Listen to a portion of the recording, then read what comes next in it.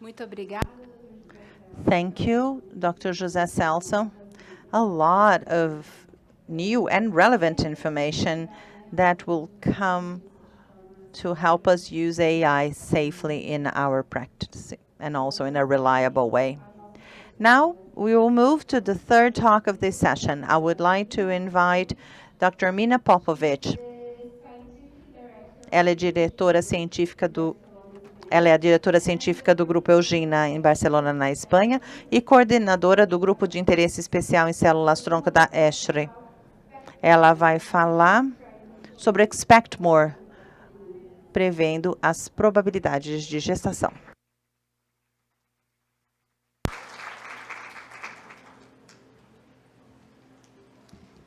Thank you very much for the kind. Muito obrigada pela gentil apresentação. Gostaria de agradecer também pelo convite. Eu gostaria de agradecer ao comitê organizador, pelo Maurício, por toda a equipe da Huntington, pelo convite. Hoje vou falar sobre uma ferramenta que estamos desenvolvendo no nosso Departamento de Pesquisa e Desenvolvimento. É uma ferramenta que ajuda a prever as chances de gestação com base nos dados utilizados na fase de dentro de FIV e também como que nós podemos utilizar a inteligência artificial.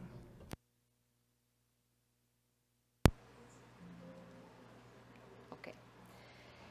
So, just like the internet was Da mesma maneira que a internet originalmente se baseou em informações estáticas, informações que a gente não podia mudar ou interagir com elas, a mesma coisa acontece com a reprodução de ICSIs. Primeiro estávamos analisando imagens estáticas, também informações registradas em papel, e da mesma maneira com que a internet, hoje em dia, é muito mais dinâmica e interativa, na reprodução assistida, através da digitalização, por exemplo, dos registros médicos, através da tecnologia de time-lapse. Nós estamos agora na era do Big Data. E a inteligência artificial parece ser uma ferramenta perfeita para trazer mais consistência e eficácia para a TRA, para a reprodução assistida. Aqui é um gráfico de publicações por ano, se nós formos fazer um tipo de busca para o uso de inteligência artificial em TRA. Nós vemos que a inteligência artificial pode ser aplicada em muitas áreas. É importante lembrar que a utilidade clínica dos modelos de inteligência artificial dependem do método de inteligência artificial aplicado. Existem vários métodos que podem ser usados, como, por exemplo, o machine learning. Ele permite que os algoritmos modelem a relação entre um conjunto de dados observáveis, que seria a entrada, e um conjunto de variáveis, que seriam os dados de saída. Então, ele permite uma detecção automática de padrões de um grande conjunto de dados complexos e usa esses padrões para fazer previsões. Temos também o Deep Learning, nós temos falado muito sobre isso. Usa redes neurais com várias camadas ocultas. Então, cada camada constrói uma característica para as camadas antes dela. Às vezes, pode ser muito mais abstrato quando comparado com outros aspectos de machine learning. Mas o deep learning consegue aprender rápido quando temos grandes números de amostras complexas. Por isso, acaba sendo mais preciso do que machine learning. As aplicações atuais de deep learning em TRA são limitadas. Dito isso, temos usado cada vez mais, especialmente para análise de imagens. Alguns aspectos de machine learning acabam gerando modelos mais simples, mais fáceis de explicar, e é por isso que têm sido mais usados, enquanto que deep learning ainda é uma técnica considerada muito abstrata. A utilidade clínica dos modelos de inteligência artificial depende da qualidade e do tamanho das bases de dados utilizadas. Por isso que a coleta de dados é tão importante, por isso que nós temos que manter as informações médicas e os prontuários médicos eletrônicos. Temos uma fase de pré-processamento e temos que selecionar o modelo que vai ser utilizado para processar tais dados. A partir daí, como já foi explicado antes, temos que treinar o modelo, avaliá-lo, validá-lo e, potencialmente, pode ter aplicação clínica. Já ouvimos bastante sobre inteligência artificial hoje e as potenciais áreas de uso, inclusive para poder dar suporte à decisão médica na parte de estimulação ovariana, avaliação de espermatozoides e ócitos, avaliação e seleção de embriões, predição de ploidia, ou seja, vários aspectos na medicina reprodutiva. Também já foi aplicado para prever o sucesso de FIV. Sabemos que FIV muitas vezes é subutilizado por vários motivos. Custo, acesso à cobertura dos seguros de saúde, e nós não sabemos também quantas pacientes acabam postergando o início do seu ciclo de FIV por causa de, talvez, expectativas não realistas ou porque não entendem direito os seus benefícios. E isso pode comprometer o resultado do tratamento. É importante equipar os médicos com uma ferramenta confiável que dê suporte às suas decisões clínicas. E a ideia é minimizar a incerteza e melhorar a confiança dos pacientes nas opções de tratamento. Atualmente, a predição das chances de gestação antes do tratamento dependem muito da taxa de sucesso do próprio centro de fertilidade, da idade da paciente e da experiência clínica. São os dados que os médicos usam para poder ajudar as pacientes a entenderem suas chances de sucesso. Então, nós temos várias estimativas que dependem, inclusive, das faixas etárias das pacientes.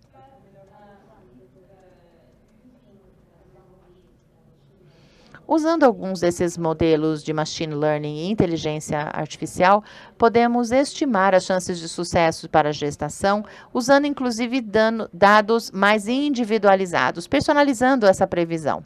Existem várias abordagens. Aqui coloquei alguns artigos, vários já foram escritos sobre isso, mas eles destacam quais são os aspectos que nós podemos usar de uma maneira personalizada para essas predições. Este artigo se baseia no modelo chamado Pre-IVF Diversity. Ele estima a probabilidade personalizada de um nascido vivo depois do primeiro tratamento. É um modelo de predição multicêntrico. Isso é interessante porque ele envolve um conjunto de dados diversos, visto que são muitos centros. E ele também se baseia nos dados demográficos das pacientes e histórico de reprodução. Mas não é possível validar o modelo para as pacientes que estão fazendo FIV em tempo real, tem que esperar o resultado. E os dados não incluem, por exemplo, importantes variáveis como níveis de AMH. Existem outros modelos que são usados também para poder prever uma gestação depois de um ciclo de FIV. Essas predições se baseiam nos dados demográficos dos pacientes e também outros aspectos do ciclo, como taxa de fertilização, números de embriões foram congelados. Mas com esses modelos não é possível fazer a predição antes do primeiro tratamento. Ou seja, são várias abordagens. Precisamos pensar que esses modelos de predição têm limitações. Não podemos esquecer disso.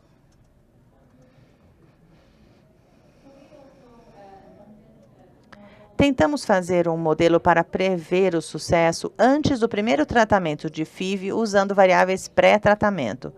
Então, atualmente, desenvolvemos essa plataforma que está disponível para as clínicas na Espanha, Argentina e Itália, e eles podem receber um relatório de predição personalizado da taxa de sucesso. Como que criamos essa plataforma? Utilizamos ciclos realizados na nossa clínica na Espanha, de janeiro de 2011 até dezembro de 2019. Os critérios de inclusão foram pacientes que estavam passando pelo primeiro ciclo de FIV, com uma idade da mãe de até 43 anos, usando ócitos autólogos e com uma transferência de um embrião. Não incluímos pacientes que usavam ócitos de doadora, ou pacientes sem transferência de embrião, ou então com ciclos de teste genético pré-implantação. O sucesso foi identificado com um beta-HCG positivo depois da transferência. O conjunto de dados incluiu mais de 8.000 ciclos de FIV, que atendiam àqueles critérios de seleção e continham valores para todas as variáveis. Às vezes é difícil utilizar esse tipo de modelo, porque às vezes faltam dados ali no prontuário clínico da paciente. Nós trabalhamos só com dados reais, nós não fizemos nenhuma suposição de dados. No total, tivemos mais de 8.000 ciclos. Além disso, metade resultou em gestação, metade não. A idade média dessa coorte foi de 37 anos, idade da mãe, e 40 anos, idade média dos pais. Identificamos vários parâmetros que eram diferentes entre o grupo de quem conseguiu a gestação e de quem não conseguiu. A partir daí, estávamos tentando entender quais eram os preditores que poderiam ser padronizados.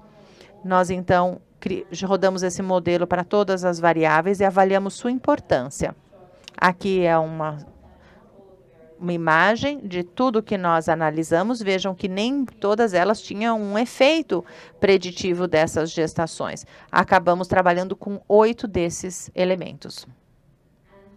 Depois desse procedimento pré-processamento, nós decidimos manter 14 variáveis.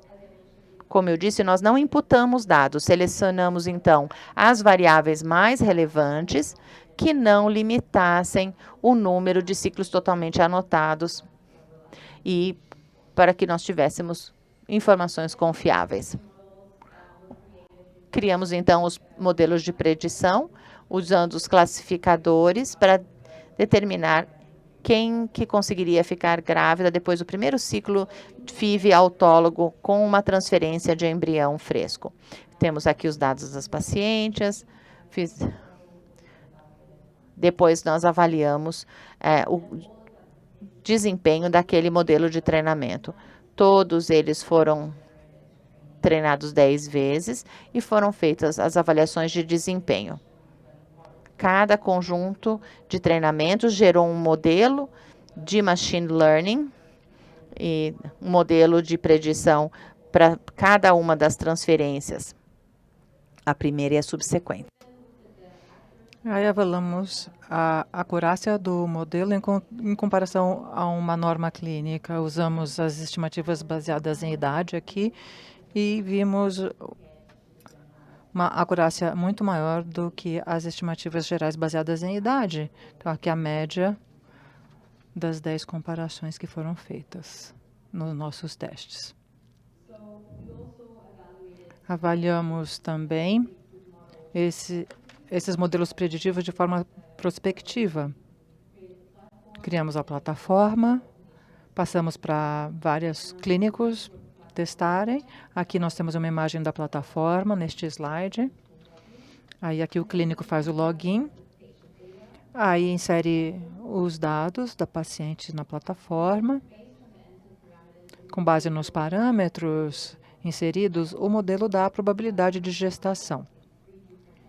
Aqui temos 3 estimativas, uma para a primeira tentativa, a segunda para a segunda tentativa e a cumulativa também, depois da transferência de todos os embriões derivados daquele ciclo. O laudo inclui também um gráfico mostrando a correlação da probabilidade com o ranking percentual baseado na idade. Então, a paciente em comparação a uma coorte da mesma faixa etária, e isso é específico do nosso centro. E nós também incluímos os fatores que influenciam a probabilidade de sucesso. Por exemplo, fatores que potencialmente podem ser modificados e os fatores favoráveis. Novos parâmetros podem ser inseridos na plataforma para demonstrar uma melhoria tangível para as pacientes. Por exemplo, é possível fazer uma comparação de ciclo utilizando o próprio espermatozoide ou de doador. Isso ajuda as pacientes, inclusive, considerarem um tratamento alternativo mais rapidamente. Então, o ponto forte do nosso modelo é que usa um banco de dados diverso e amplo, porque nós usamos dados de diferentes centros diferentes. E no nosso centro também nós temos muitas pacientes estrangeiras. O nosso modelo faz uma mensuração quantitativa do impacto de várias variáveis no desfecho do ciclo e está validado cientificamente com base nos nossos próprios dados retrospectivos e prospectivos. E ajudamos que ele ajude no aconselhamento clínico de uma forma que seja fácil de compreender, tanto para o clínico quanto, claro, para os pacientes. E não leva muito tempo. Não despende muito tempo. A gente pode inserir os dados na plataforma a partir dos prontuários eletrônicos diretamente. E nós vemos que potencialmente existe a possibilidade de melhorar a taxa de utilização. Isso pode ajudar a retenção de pacientes depois do primeiro ciclo falhado e pode incentivar pacientes de prognóstico ruim a adotar uma opção terapêutica melhor. Aqui algumas limitações, que ela está limitada na previsão do sucesso de FIV no primeiro ciclo de pacientes que tenham pelo menos uma transferência. Então, ter pelo menos uma transferência é considerado como ponto de partida e não incorpora parâmetros dentro do ciclo. Então, é para prever o ciclo, aliás, prever o sucesso antes do tratamento de FIV. Então, na prática, nós esperamos que tenhamos mais previsões usando o Spectrum More em cerca de 700 consultas e vimos uma maior taxa de conversão em todas as faixas etárias pacientes do Spectrum More. Em pacientes com menos de 35 anos, nós vemos mais de 66% de aumento na conversão. Acreditamos que mesmo que uma pequena porcentagem das pacientes se sinta mais confiante a adotar o tratamento FIV ideal utilizando o Spectrum More, ainda que seja pequena essa porcentagem, nós podemos ter uma melhora no sucesso geral e nós esperamos que essa ferramenta ajude na tomada de decisão clínica, fazendo também com que os pacientes sintam mais confiança no tratamento. Por fim, eu gostaria de concluir agradecendo a nossa equipe de dados. Aqui temos as pessoas que trabalharam nos algoritmos, principalmente a Núria, e também os clínicos que ajudaram na validação do protocolo. Quero agradecer também a doutora Ita Vacina, que foi quem começou esse projeto e executou até a sua implementação. Muito obrigada.